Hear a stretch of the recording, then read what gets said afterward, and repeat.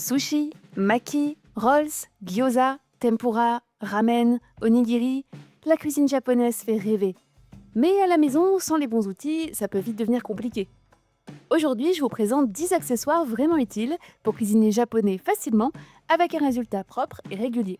Certains sont traditionnels, d'autres modernisent la préparation. Mais tous ont un vrai intérêt en cuisine. Tous les liens sont en description si vous voulez voir les modèles recommandés.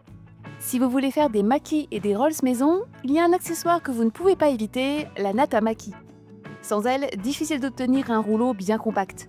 Le riz déborde, la feuille se déchire et le résultat manque de tenue. Version classique en bambou, c'est la version traditionnelle, simple, économique, efficace. Petit conseil pratique, mettez du film alimentaire par-dessus avant de rouler, sinon le riz s'infiltre entre les lamelles et bonjour le nettoyage. En parlant nettoyage, il existe aussi une version en silicone. Moins authentique, mais beaucoup plus simple à nettoyer. Elle est sans BPA, pas sur le lave-vaisselle et ne retient pas l'humidité. Les deux font parfaitement le boulot. Le choix se fait surtout entre tradition ou praticité. Que l'on débute ou que l'on maîtrise déjà la cuisine japonaise, c'est clairement l'accessoire numéro 1. Je vous ai mis les deux liens avec les deux versions en description. Avant toute chose, pour réussir des sushis et des makis, il faut choisir un bon riz à sushi. Mais surtout, il faut parfaitement maîtriser la cuisson. Et c'est exactement là qu'un cuiseur à riz comme le Sakura de Yum Asia simplifie tout. Il propose un programme dédié au riz court et au riz à sushi avec une technologie dite logique floue qui ajuste automatiquement la température pendant plusieurs phases de cuisson. Concrètement, il chauffe progressivement, laisse le riz absorber l'eau correctement, puis termine en douceur à la vapeur avant de passer au maintien au chaud. Ce qui donne une texture parfaite, ni trop collante, ni trop sèche. Son bol intérieur est en céramique multicouche, annoncé sans BPA, avec des graduations claires pour doser l'eau facilement. Il accepte jusqu'à 8 tasses de riz cru, donc largement suffisant pour un grand plateau de sushi en famille. Oui, c'est un budget, mais si vous cuisinez souvent du riz, ça simplifie vraiment la vie. Parce que sans riz parfaitement cuit, il n'y a pas de sushi réussi. En cuisine japonaise, la découpe est essentielle. Et pour ça, le santoku est un incontournable. Avec sa lame large et bien équilibrée, il permet de trancher finement les légumes, de détailler le poisson cru ou de couper la viande proprement sans l'écraser. Les modèles en acier à haute teneur en carbone offrent en général un tranchant précis et durable, à condition d'en prendre soin et d'éviter le lave-vaisselle. C'est un couteau polyvalent, parfait pour gagner en précision et en régularité dans vos préparations. Parce qu'un sushi réussi commence toujours par une découpe nette. On vous met ce modèle en description, ainsi que des alternatives moins onéreuses. Comme on vient de le voir, la découpe est essentielle, mais tout ne se fait pas au santoku. Pour les tranches ultra fines et parfaitement régulières, la mandoline japonaise est beaucoup plus adaptée. Concombre pour les makis, radis en fines lamelles pour les ramen, chou émincé pour les gyoza. Avec sa lame en inox réglable, elle permet d'ajuster l'épaisseur de 0,5 à 5 mm et de varier les découpes grâce aux peignes interchangeables. Le résultat est net, uniforme et rapide. C'est compact, simple à nettoyer et très efficace au quotidien. En revanche, c'est extrêmement tranchant. Avec cet outil, on gagne en régularité et en précision, surtout sous les découpes fines, impossibles à faire à la main. La tempura, ce n'est pas juste frire dans une casserole. La vraie difficulté, c'est la température de l'huile.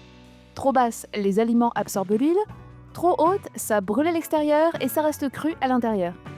Cette friteuse japonaise est équipée d'un thermomètre intégré, ce qui permet de contrôler précisément la température pendant la cuisson.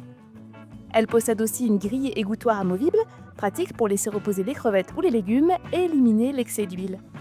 Sa capacité d'environ 2,2 litres est adaptée pour des portions familiales sans avoir besoin d'une grosse friteuse électrique. Et ce n'est pas réservé qu'à la tempura, c'est aussi très pratique pour les nems, le carrage ou d'autres petites fritures maison. Le couvercle aide à limiter les éclaboussures et la profondeur réduit les débordements. Avec une température bien maîtrisée, vos fritures ressortent plus régulières, plus dorées et surtout plus croustillantes. Si vous cherchez à vous équiper progressivement, vous avez toutes les références en description pour voir les détails tranquillement. Les onigiri, ça a l'air simple, mais à la main, obtenir une belle forme triangulaire régulière, ce n'est pas si évident. Ce moule à onigiri permet de former des triangles bien nets en quelques secondes. Il suffit de remplir de riz, ajouter la garniture, refermer, appuyer et démouler. Le kit comprend généralement 2 tailles et une cuillère à riz, ce qui permet d'adapter les portions. Le plastique est bien sûr alimentaire et compatible au lave-vaisselle. On n'est pas dans un restaurant à Tokyo, mais l'idée c'est que ce soit simple et réussi. Ce n'est pas une râpe japonaise traditionnelle, mais c'est clairement un outil qui sert tous les jours. Avec sa lame très fine en acier inoxydable, elle permet de râper extrêmement finement sans écraser les aliments. Et en cuisine japonaise, c'est particulièrement utile pour le gingembre frais ou le wasabi. On obtient une texture presque en pâte, beaucoup plus fine qu'avec une râpe classique. Elle fonctionne aussi très bien pour l'ail, le zeste d'agrumes et même le parmesan. Compacte, facile à nettoyer et compatible lave-vaisselle. Ce n'est pas un accessoire tradition, mais c'est un vrai outil de précision qui simplifie énormément les préparations du quotidien.